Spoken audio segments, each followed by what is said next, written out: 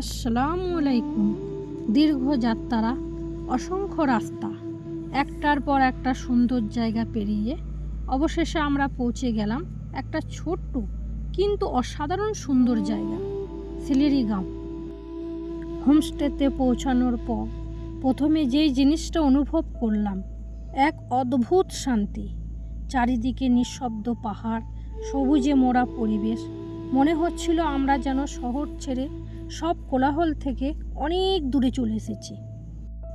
রুমে ঢুকে একটু ফ্রেশ হয়ে যখন ধীরে ধীরে বারান্দার দরজা খুললাম, আর ঠিক সেই মুহূর্তেই চোখের সামনে যা দেখলাম তা ভাষায় বোঝানো সত্যিই কঠিন।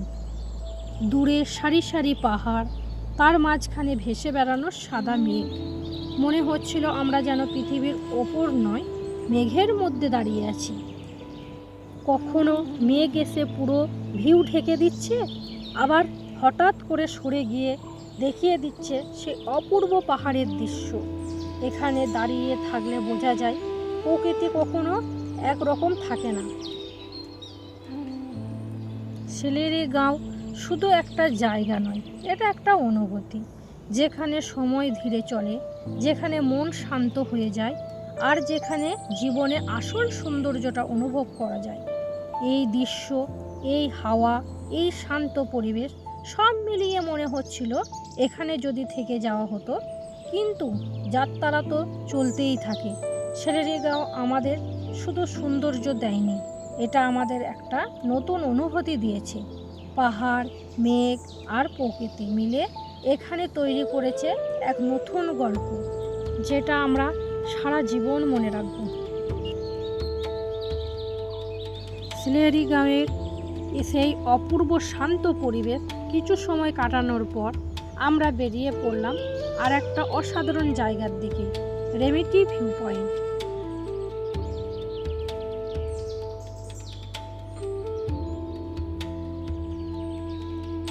জঙ্গলের মাঝে দাঁড়িয়ে প্রকৃতির এই সুন্দর মধ্যে আমরা কিছু ফটোশ্যুট আর কয়েকটা ভিডিও ক্যাপচার করে নেওয়ার পর অবশেষে আমরা পৌঁছে গেলাম রেমেটি ভিউ পয়েন্টে।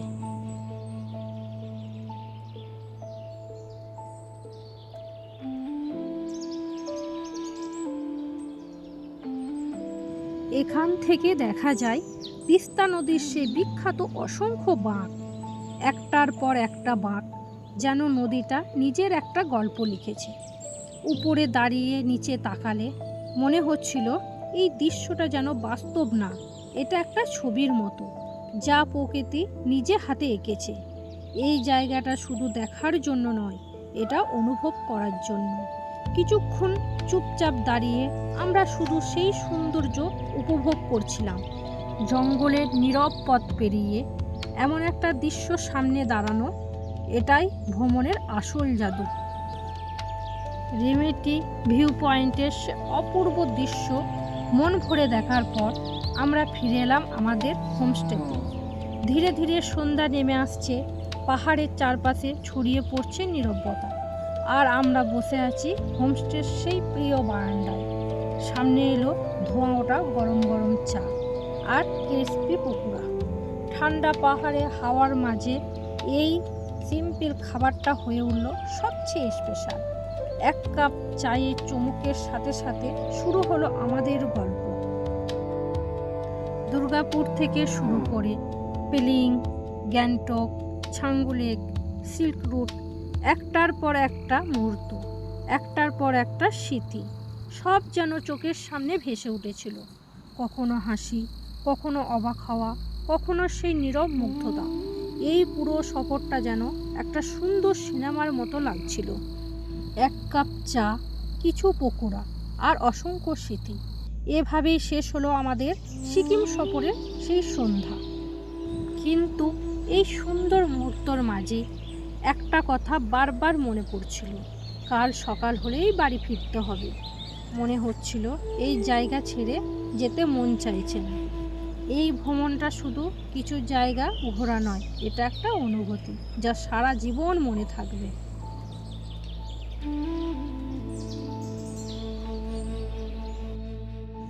পাহাড়ের সেই ঠান্ডা হাওয়া আর সুন্দর স্মৃতির সঙ্গে নিয়ে শুরু হলো আমাদের ফেরার যাত্রা।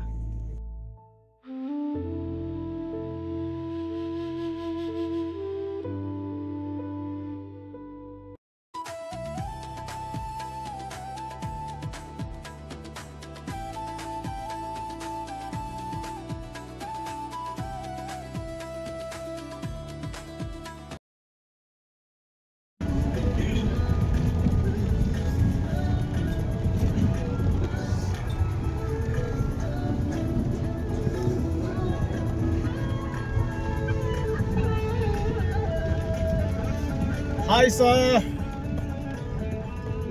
भाई भाई सिलेगांव बहुत अच्छा है। सिलेगांव भी सब आप लोग कैसे लगा सर? एकदम बहुत सुंदर। আবার আসবো পাহাড়। ঠিক আছে স্যার, ভালো না স্যার?